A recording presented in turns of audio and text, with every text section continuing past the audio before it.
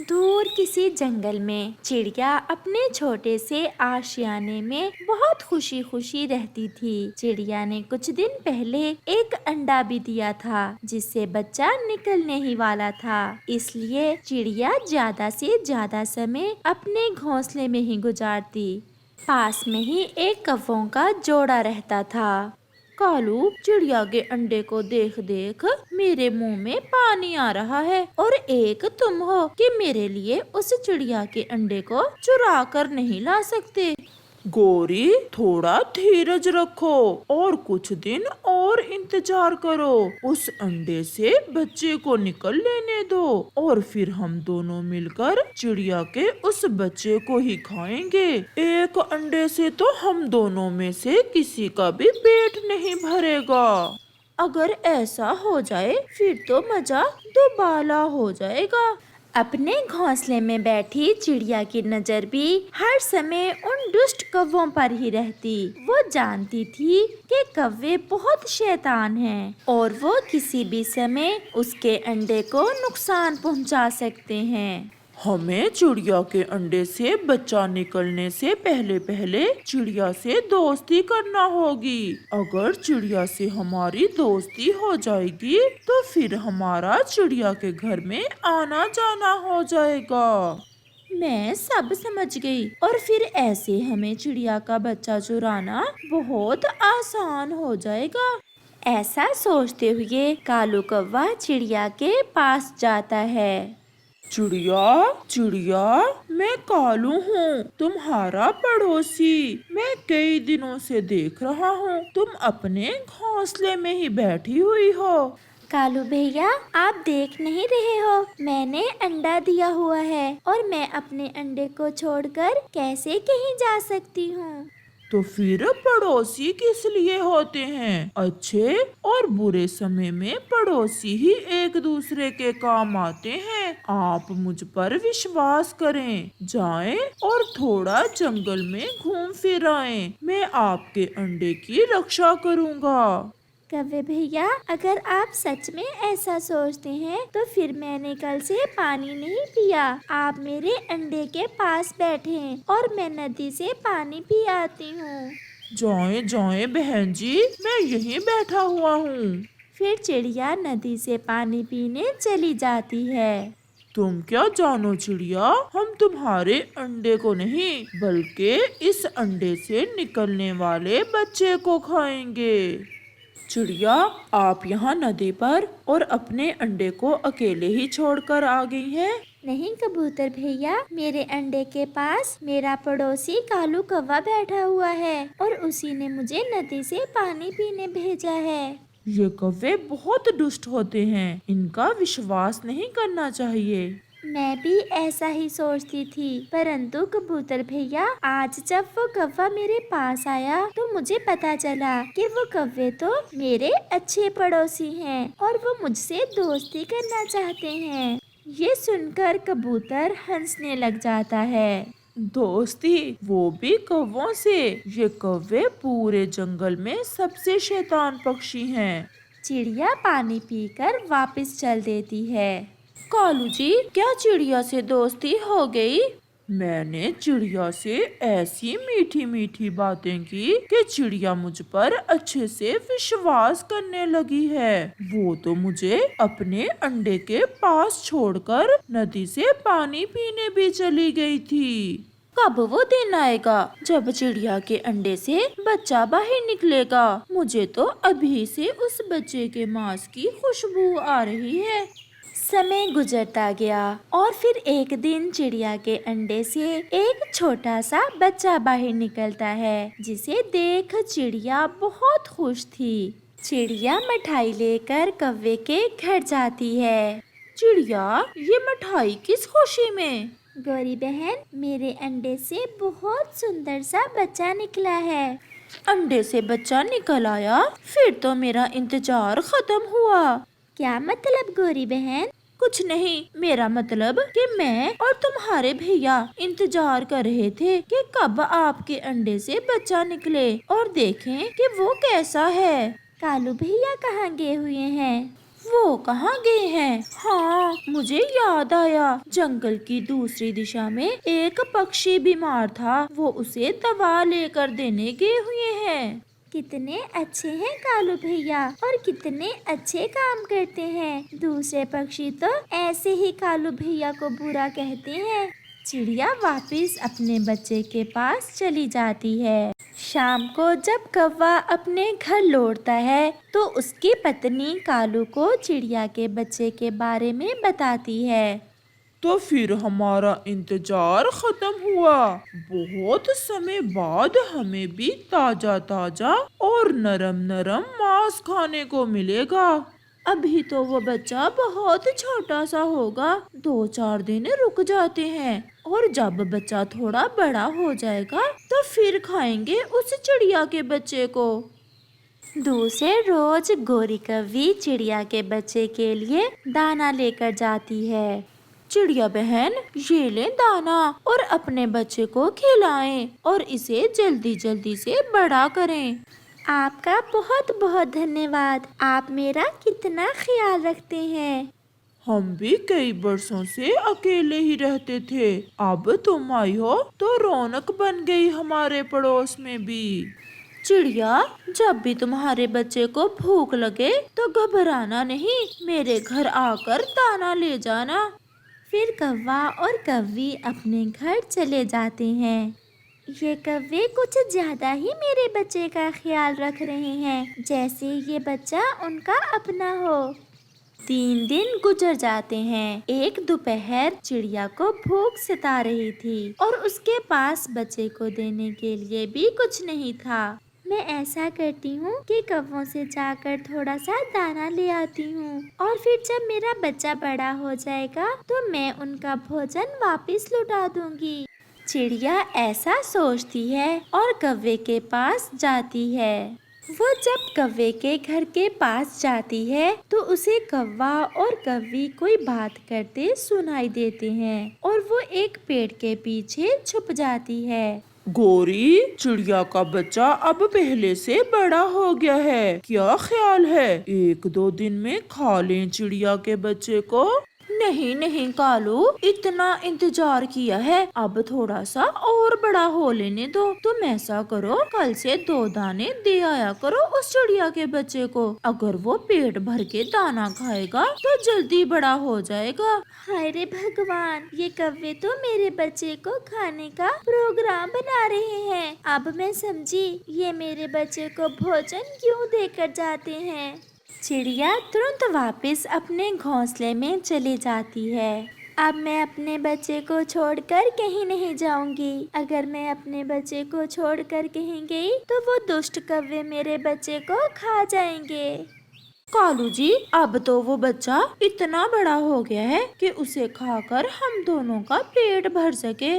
तो फिर आज अपने शिकार को खाते हैं जाकर। आज हमारा इंतजार खत्म हुआ। हम उस छोटे बच्चे का शोरबा बनाकर पिएंगे। तुम जाओ और चिड़िया का बच्चा उठा लाओ और मैं चूल्हे पर हंडिया रखती हूँ पानी गर्म करने के लिए।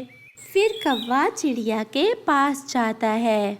चिड़िया थक गई होगी, आप जाएं और नदी से पानी पी आएं।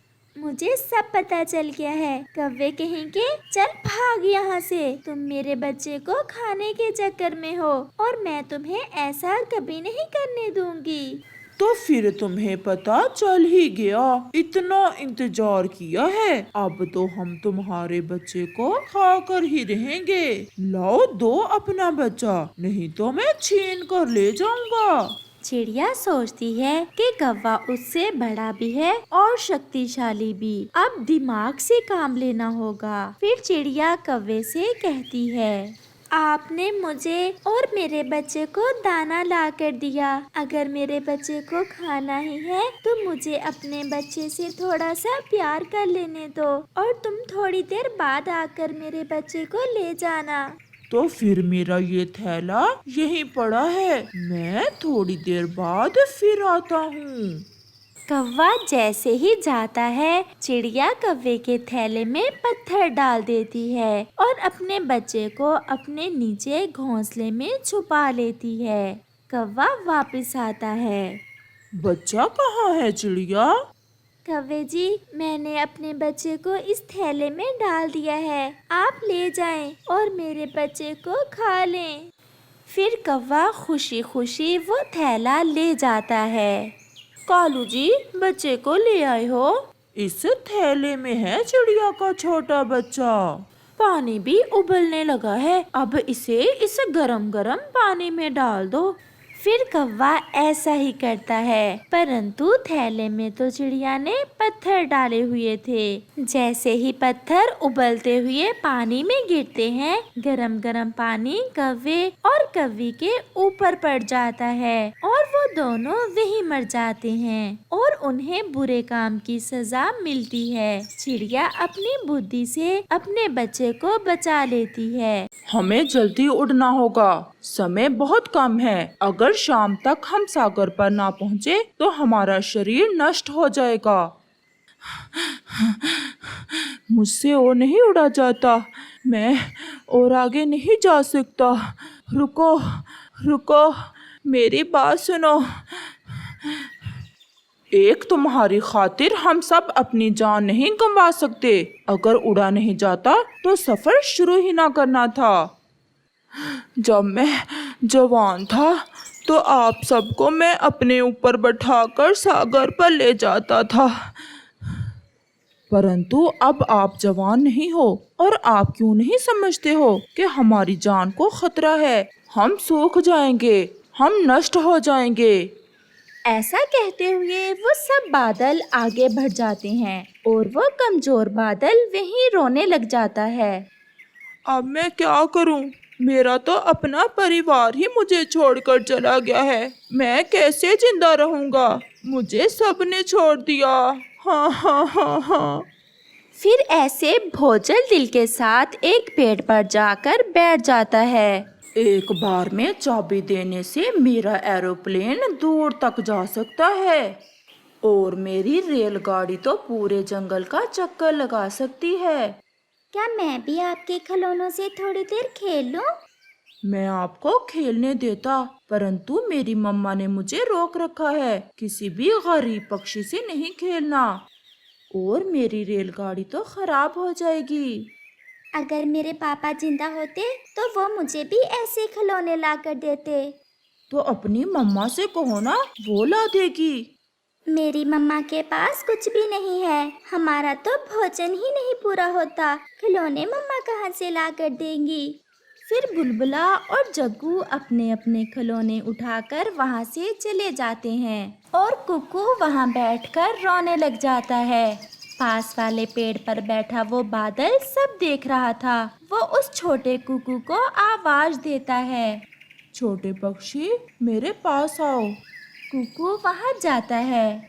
क्या आपके दोस्त भी आपसे प्यार नहीं करते? नहीं, वो हर समय मुझे गरीब होने के ताने देते हैं और कोई भी मुझसे नहीं खेलता। मैं भी अकेला रह गया हूँ और मेरे दोस्त मुझे छोड़कर चले गए हैं। परंतु क्यों छोड़कर चले गए हैं आपके दोस्त? मुझसे ज्यादा तेज उड़ा नहीं जाता। मैं कमजोर हो गया हूँ और मैं सूख गया हूँ। क्या आप मुझसे दोस्ती करोगे? क्यों नहीं, मुझे बहुत अच्छा लगेगा आपसे दोस्ती करके। चलो मैं आपको अपने घर ले जाता हूँ, आप मेरे पास ही रहें और जब आप उड़ने लायक हो जाएं तो फिर अपने परिवार के पास चले जाना। मैं ऐसे थोड़ा भी नहीं उड़ सकता। पहले मुझे थोड़ा सा पानी ला कर दें, फिर ही मैं कुछ उड़ सकूंगा। मैं अपनी मम्मा को साथ लेकर आता हूँ। फिर कुकू वहाँ से अपने घर चला जाता है। मम्मा मम्मा, हमारे घर से थोड़ा ही दूर एक बादल अंकल है। मम्मा, वो बहुत रो रहा है। मम्मा, उसके दोस्त उसे छोड़कर चले गए हैं। परंतु क्यों बेटा, उसके दोस्त उसे क्यों छोड़कर चले गए हैं? मम्मा, वो कमजोर है, उससे उड़ा भी नहीं जाता। मम्मा, हमें उसकी मदद करना होगी, वो थोड़ा सा पानी मांग रहा है। बेटा, पास वाली नदी तो सूखी हुई है और घर में भी थोड़ा सा ही पानी है। अच्छा कुकू, क्या आपको प्यास तो नहीं लगी अभी? नहीं मम्मा, मुझे अभी पानी नहीं पीना, आप उस बादल अंकल की मदद करें। फिर चिड़िया और उसका बेटा कुकू अपने घर से थोड़ा सा पानी लेकर उस बादल के पास जाते हैं और जो पानी उनके पास था वो उस बादल को पिला देते हैं। आपने मुझे जिंदा रखा, आपने मेरी मदद की, मैं ये कभी भूल नहीं सकूंगा। बादल भैया, नदी पहाड़ों के पास है, अब तो रात होने वाली है। आप कल सुबह कुकू के साथ जाकर नदी से जी भर के पानी पी लेना।